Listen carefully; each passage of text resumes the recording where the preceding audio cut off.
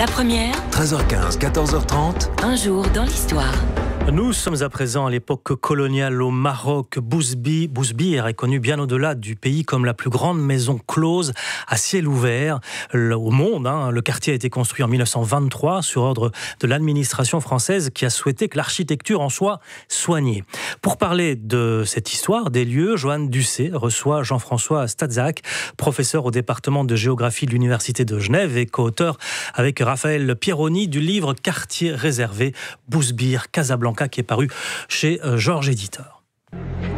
Construit en 1922, au moment où Lyautey planifie l'édification des villes modernes du pays, Bousbir est né de la volonté des autorités de lutter contre la propagation des maladies vénériennes en raison du développement de la prostitution.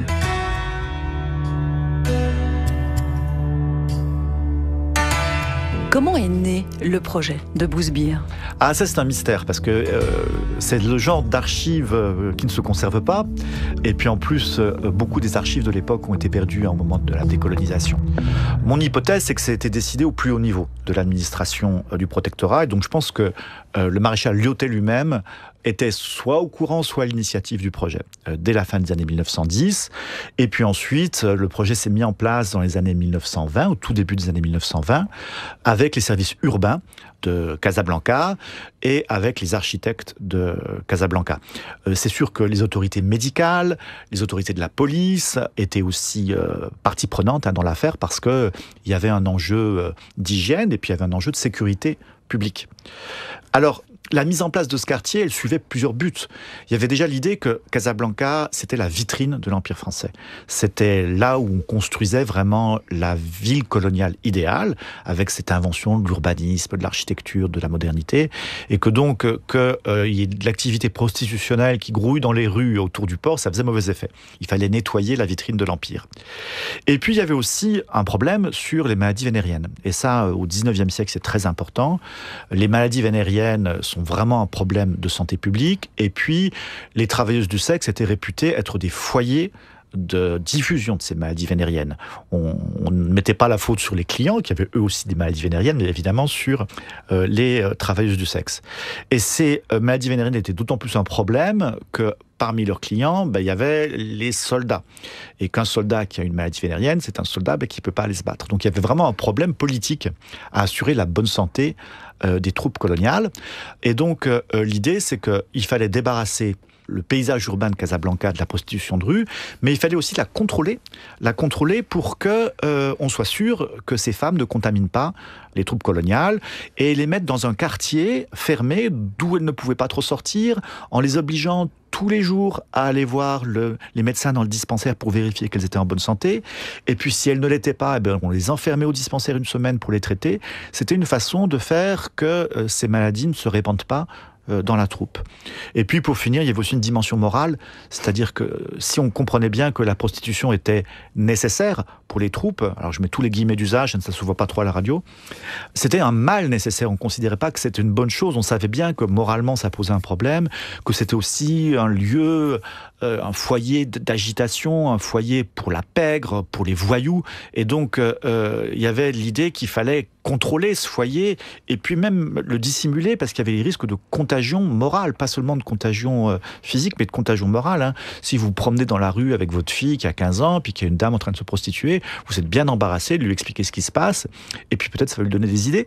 Et donc il y avait cette nécessité de cacher en fait la prostitution et de la contrôler, et c'était un peu ça le projet de Bousbir. Casablanca est une ville toute neuve. Son quartier réservé se devait donc d'être lui aussi quelque chose de neuf, d'extra-moderne. Police Magazine, 6 juin 1937.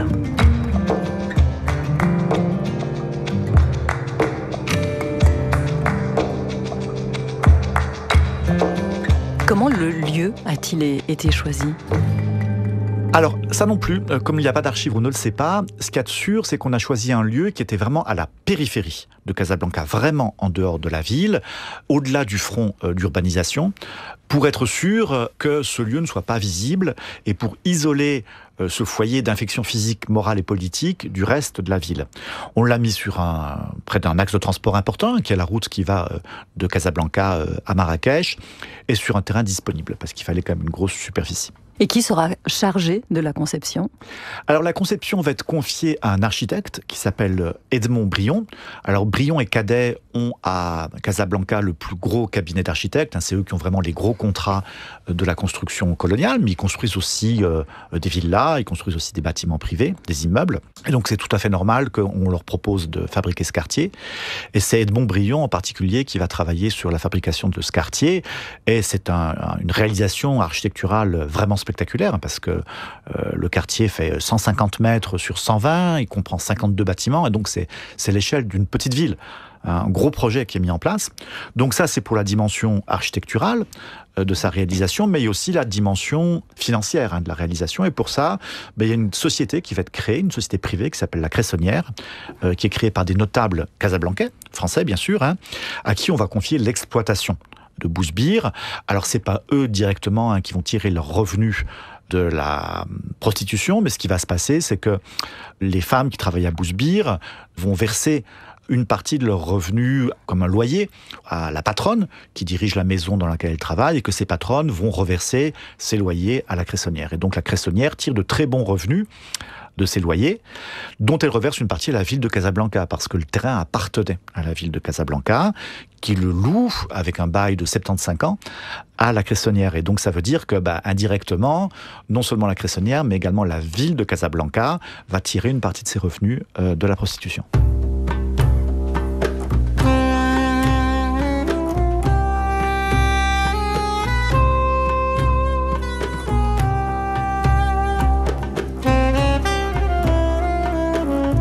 Comment est la construction de ce lieu ? C'est un petit peu paradoxal, parce que aujourd'hui, si vous vous promenez dans le quartier de Bousbir, et puis même à l'époque, à la fin des années 20, vous pourriez croire que vous êtes dans un quartier un peu traditionnel, un peu ancien de Casablanca, parce que ça ressemble à une ville arabe, ça ressemble à une médina. Et c'est ça la caractéristique de l'architecture néo-mauresque, c'est pour des architectes occidentaux reprendre certains éléments de l'architecture traditionnelle. Et donc, vous allez y trouver des fontaines à l'extérieur, vous allez y trouver des arches, et puis des arches qui sont un peu pincées, comme dans les villes arabes. Vous allez y trouver des éliges, c'est-à-dire des mosaïques de carreaux sur les fontaines. Vous allez y trouver des passages étroits, vous allez y trouver des sortes de minarets, vous allez y trouver des petites places, vous allez y trouver des toits couverts de tuiles vertes. Vous voyez ce paysage un peu archétypal de la Médina ou de la ville arabe. Donc, ça ressemble à ça, parce que les architectes voulaient que Bousbir soit conforme à l'imaginaire orientaliste. Donc Bousbir ressemble un peu à un décor de cinéma ou au palais des Mille et une nuits, tel que vous pouvez l'imaginer. Mais le quartier était fermé, parce qu'il fallait quand même qu'il soit dissimulé. Donc le quartier est fermé par un mur, il y a une seule porte. Donc de l'extérieur, vous ne voyez rien. Et c'est quand vous franchissez cette porte, quand vous entrez dans Bousbir, que vous vous retrouvez dans ce rêve orientaliste. Très réussi sur le plan architectural, c'est vraiment une prouesse. Non seulement à cause de l'ampleur et puis de la rigueur de sa conception, mais aussi parce que, en termes d'orientalisme, ce n'est pas un délire décoratif. C'est-à-dire, il y a des bâtiments vraiment en Europe au 19e siècle, en Algérie à la fin du 19e siècle, et puis même au Maroc au début des années 1920, où on va très loin dans le pastiche et dans le décor, alors que Bousbir reste assez sobre en la matière. C'est beaucoup un jeu sur les volumes, c'est beaucoup un jeu sur la lumière et sur la couleur. Il y a aussi une certaine modernité dans Bousbir, modernité qu'on retrouve aussi dans le plan de Bousbir, qui n'est pas du tout le plan d'une Médina, mais qui est un plan en gris, en quelque sorte, parce que il fallait aussi respecter des impératifs d'hygiène pour la circulation de l'air et de sécurité, au cas où il y a un problème qui se pose. Donc si vous avez un œil très attentif, vous verrez des traces de modernité à Bousbir, et si vous regardez rapidement, vous pouvez croire que vous êtes dans une vieille Médina.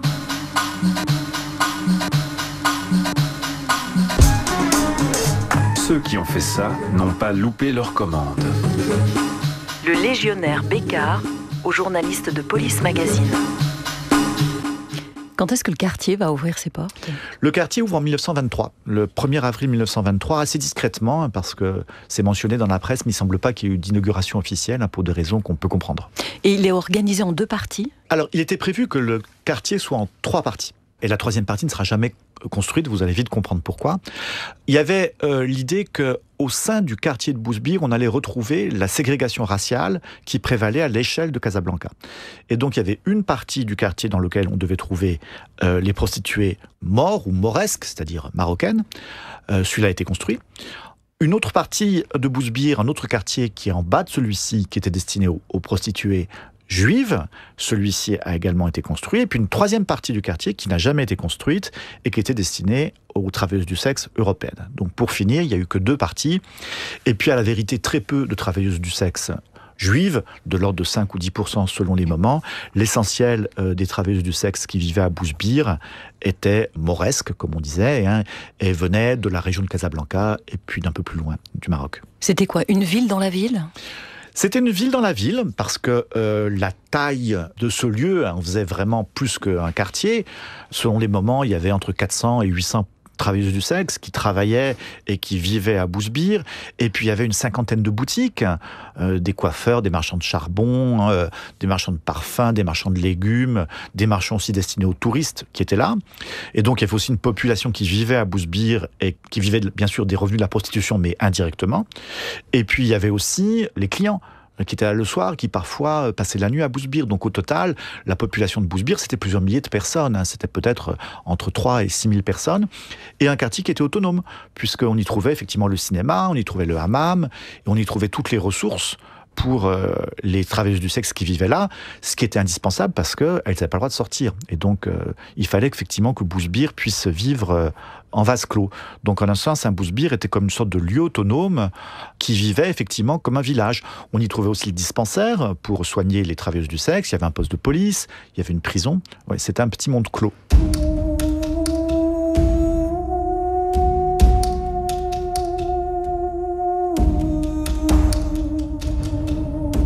On parle des travailleuses du sexe, il n'y avait pas d'hommes ? Alors, il y avait des hommes parmi les clients et il y avait des hommes parmi les gens qui tenaient les cafés, les boutiques, les restaurants, etc. Est-ce qu'il y avait des hommes qui se prostituaient à Bousbir ? À ma connaissance, non.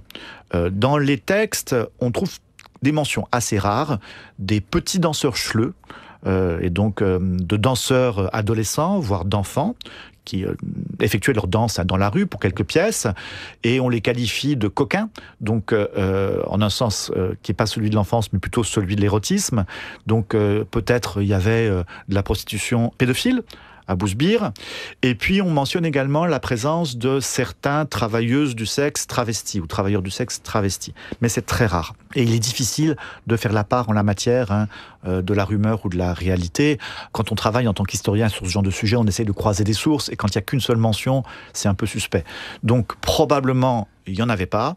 Probablement, toutes les travailleuses du sexe étaient des femmes. Peut-être quelques rarissimes exceptions, mais c'était vraiment un lieu destiné aux clients masculins. On mentionne quelques femmes qui auraient été à Bousbir pour avoir des rapports sexuels payants avec des travailleuses du sexe sur place. Mais là encore, c'est très rare, c'est indiqué sur un ton un peu aigriard dans certains témoignages, si bien que c'est difficile de savoir ce qu'il en est. J'aurais tendance à penser que le modèle, vraiment, c'est un modèle hétérosexuel, avec un client et une travailleuse du sexe. La visite de ce quartier réservé est une attraction à laquelle ne se dérobent jamais les touristes et que connaissent tous les Français installés au Maroc. Paris médical, 13 juillet 1935. Qui avait le droit de venir à Bousbir ?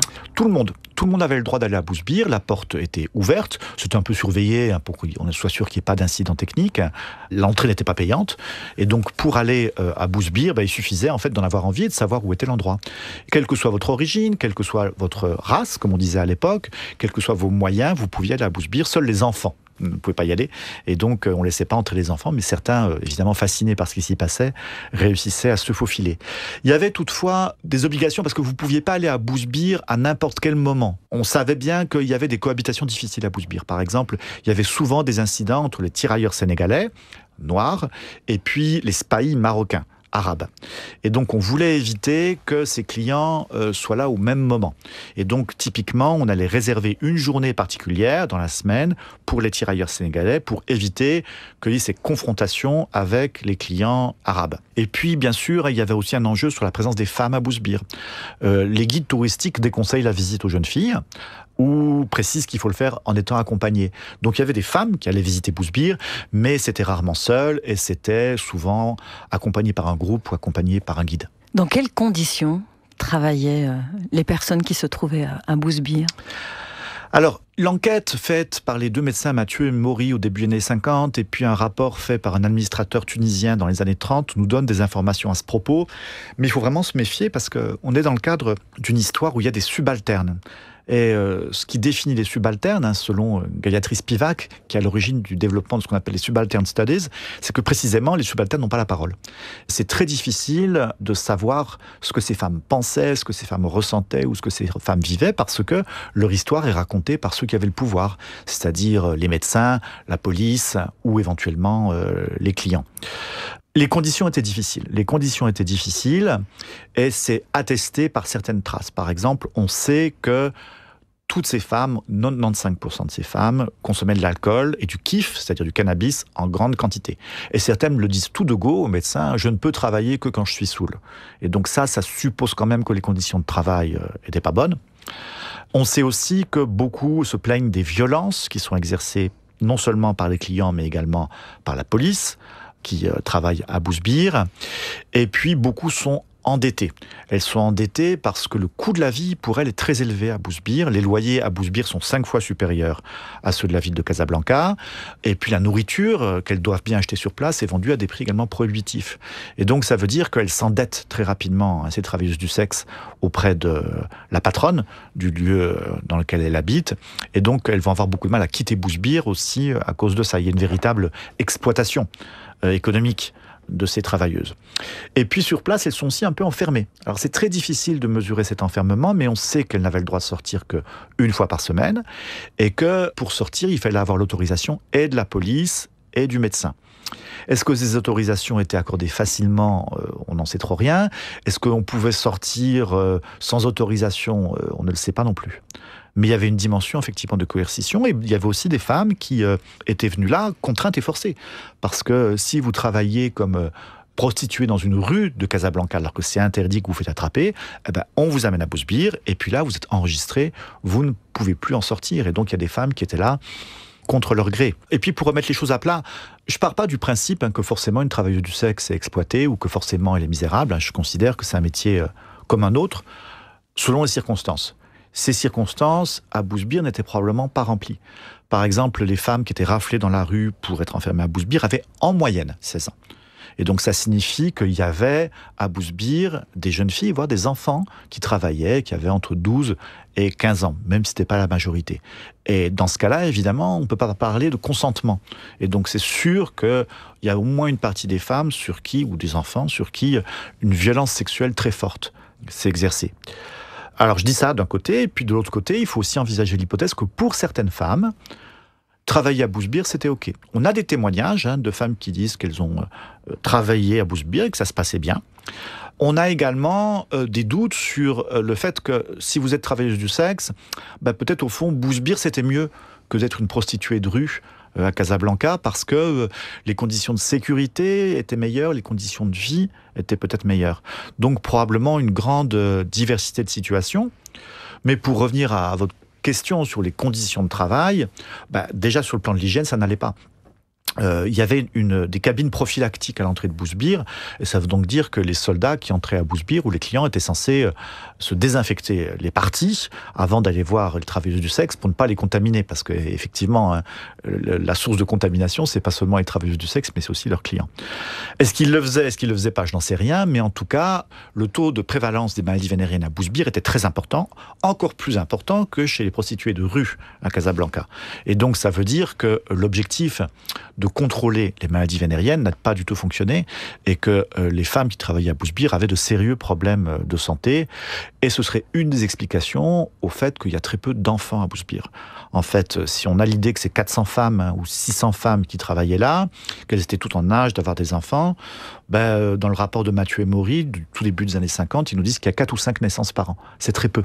Alors ça peut être lié bien sûr à des pratiques contraceptives, mais ça peut être lié aussi à des maladies vénériennes qui fait que ces femmes n'étaient pas fécondes. Bousbir, c'est l'endroit réservé à la prostitution. Un quartier fermé et gardé qui rassemble plus de 500 femmes marocaines à la disposition de la petite société coloniale comme des touristes européens. Ce quartier réservé de Bousbir à Casablanca, il va devenir une attraction touristique. Bien sûr, c'est pas du tout ce qu'avaient prévu les autorités coloniales. Je vous l'ai dit, Bousbir, c'était vraiment un peu cacher le mal nécessaire, et donc je pense pas du tout que les autorités coloniales avaient l'idée que ce quartier allait être visité. On l'avait mis justement en périphérie, entouré d'un mur, pour qu'on n'en parle pas, et puis pour qu'on ne le voit pas. Mais la réalisation architecturale était extraordinaire. Brion a fait vraiment un travail magnifique, et l'objet lui-même est extraordinaire parce que c'était la première fois qu'il y avait un quartier réservé, fabriqué comme ça, de cette taille-là, et puis à ciel ouvert. Donc très vite, Bousbir a été connu comme le loup blanc pour être le plus grand bordel à ciel ouvert du monde, excusez-moi pour l'expression, au point que le mot Bousbir, dans l'argot français, en est venu à désigner une maison de prostitution. Et ce quartier a suscité beaucoup de curiosité, beaucoup de cartes postales, beaucoup de reportages dans la presse.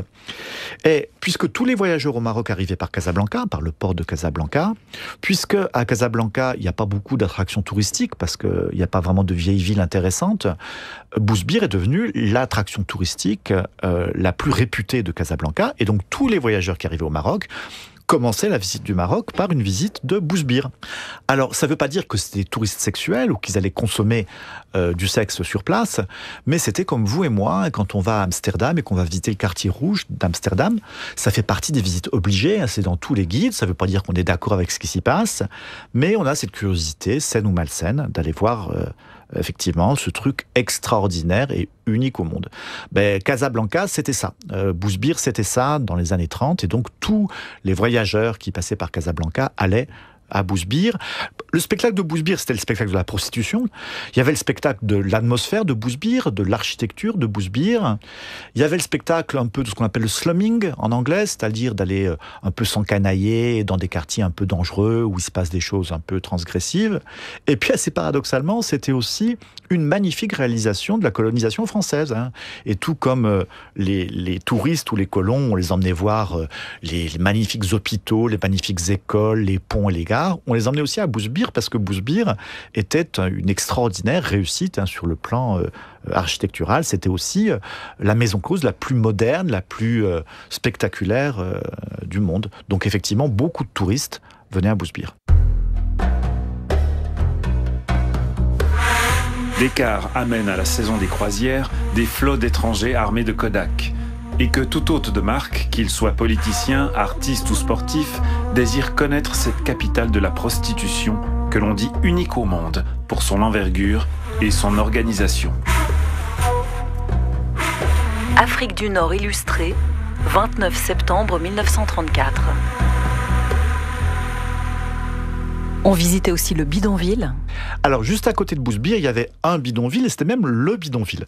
Parce qu'en fait, ce lieu s'appelait bidonville. En fait, le mot bidonville a été créé, a été inventé à Casablanca, dans les années, la fin des années 1920, pour désigner un quartier d'habitat spontané, où se logeaient les migrants qui partaient de la campagne et venaient travailler à Casablanca. Il y avait très peu de logements disponibles, donc ils s'amassaient en bricolant leur propre maison, notamment avec des barils de pétrole ou des barils d'huile en métal qui mettaient à plat des bidons, donc d'où l'expression bidonville. Et il y avait un bidonville juste en face de Bousbir. La visite conseillée, c'était de visiter l'incroyable ville de misère qui était bidonville, et puis après de visiter l'incroyable ville du sexe qui était Bousbir.